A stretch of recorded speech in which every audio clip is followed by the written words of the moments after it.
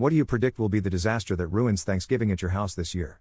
Well, my sister-in-law is bringing her childhood best friend who's been going through hard times lately. The girl just got out of jail for DUI, lost her job, and it's obvious that she's got some dependency issues. My Mill can't stand her cause she feels like she's always been a bad influence. Last time my husband and I saw her she asked if we knew where she could get some booger sugar and quat. So we'll see how that goes.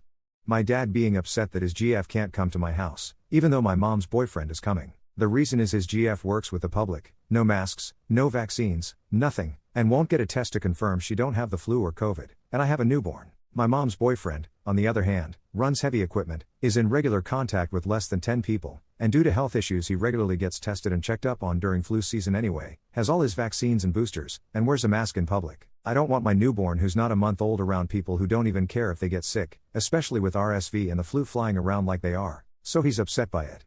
Reading some of these makes me glad to not be American, but in the interest of inclusivity if I was American it'd probably be something like, older brother drinks too many Smirnoff Ices and decides to dance around naked, knocks over one of the many half-drunk bottles of beer that younger brother has left out, someone's child gets hurt, sister hits older brother, mom gets between them and gets hit accidentally by older brother, I hit older brother, I get the blame for ruining Thanksgiving. One of my husband's family members has an extremely inflated ego and will definitely say passive-aggressive insults throughout the day. This person's comments are usually directed at me and my husband because they know we're going through a lot right now and we are uncomfortable with starting/escalating drama by defending ourselves. My schizophrenic cousin is coming. We do our best to include and help her, without pitying or coddling. However, at some point she is going to throw her utensils down in disgust and go quiet. Then 30 seconds to 3 hours later explode at everyone for an imagined slight and demand to leave. Any family gathering we attend we pack food up so her mother and her can leave at any time and at least not miss the meal. I still remember burying treasure with her as a kid. I couldn't understand why she was so upset that the treasure we made wasn't actually worth anything when we dug it up. What is the nicest thing someone has ever done for you? I had a girlfriend one time that just really invested in me as a person and making me better. Bought me thoughtful gifts, wrote me thoughtful letters. She was very supportive and tried to make me the best version of me but not in a bitchy way. To this day I've never been treated better by another human. Hit me with their car. Sadly they didn't finish the job though, so close. When I was like 18 or 19 I had a car that the gas gauge was apparently broken. I ran out of gas around 9:30 on a Sunday night on a side road about 3 or 4 miles from home and at least 2 miles from a gas station. This was before everyone had cell phones and as I was standing outside my car debating my options a van pulled over. A couple and their child offered to ride me to a gas station to get a gallon of gas. Not only did they ride me to the gas station, they refused any money or anything else. I remember this past summer I told a radio host at a meetup that one would be the day before my birthday. She said she would make it awesome. Anyway, I went to the meetup and she sang happy birthday to me along with everybody there and she even gave me a bottle of Malort since she is one of the few people on the planet that likes that stuff. My best friend gave me the tough love I needed. As he hid the fact that he was dying for me, he forced me to make a decision about my life that most definitely saved me from myself. He was my best friend, brother, father figure, and guardian angel all rolled into one. I did it, brother, I got better, I wish you could see what I am now. I'm sorry the last time we saw each other I wasn't a better friend to you. I'll never go back to what I was, I'll see you again one day, I promise. After college I worked at a small town radio station a few hours away from my parents and Appas. First holidays away from home, and being the new guy I worked Thanksgiving and Christmas. One of the other DJs fixed me a plate of leftovers and brought me both Thanksgiving and Christmas dinners that first year. I wish I had stayed in touch with her, she was a lovely lady. Checked in with me when I felt down and just listened. No solving, no request of what they/I should/could do. Just gentle prodding question, listening with the end goal of me being heard. Very giving and nice. An old lady offered to pay for my groceries when I was checking out of the store. I had helped her weigh her fruit at the grocery store a few minutes earlier, and thought nothing of it, but later she wanted to return the favor. It was a really nice gesture, given the fact that I was dead broke while in college. What things do Americans like and the rest of the world not so much? 24-hour stores. I was in Chicago working with a colleague from Switzerland who suddenly realized around midnight that he needed a network cable to configure a mobile router for a job the next morning. I told him that I'd meet him in the hotel lobby to drive him out to Walmart. He was happily surprised, as he had forgotten about the US's famous chain of Walmart stores. Handicap accessibility. Old buildings/towns in Europe are nice, if both your legs work.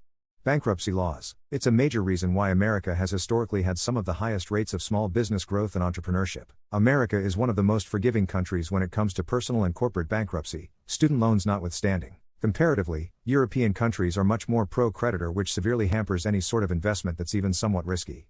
My sister is visiting the US from Europe and sent me a picture of a small Coke and asked why is it so big? I could see Old Glory flapping in the wind, boys.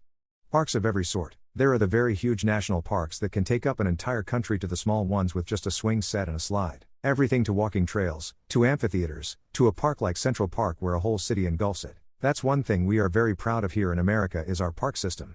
According to Brazilians at the Rio Olympics, they can tell who's American because we had beach towels, drank a whole bunch, and kept our areas trash-free.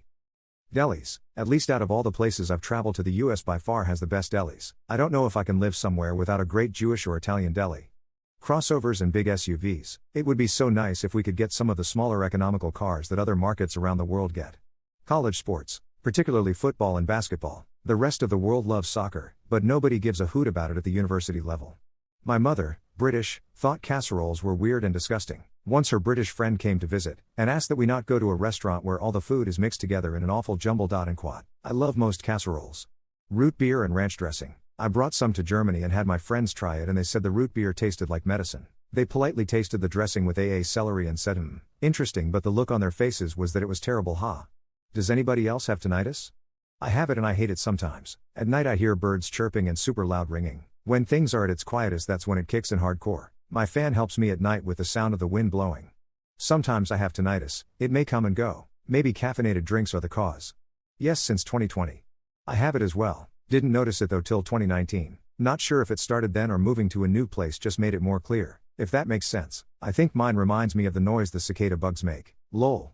I have tinnitus and never knew it until last year. I've had it my whole life and thought everyone had noise when in silence. I explained to my doctor that my silence sound is like putting your ear to the refrigerator and hearing the motor hum/run. What is the most unsettling experience you've ever had? It recently started a new medication and unfortunately suffered its rarest side effect, hallucinations. I didn't know I was hallucinating. I thought everything going on around me was real.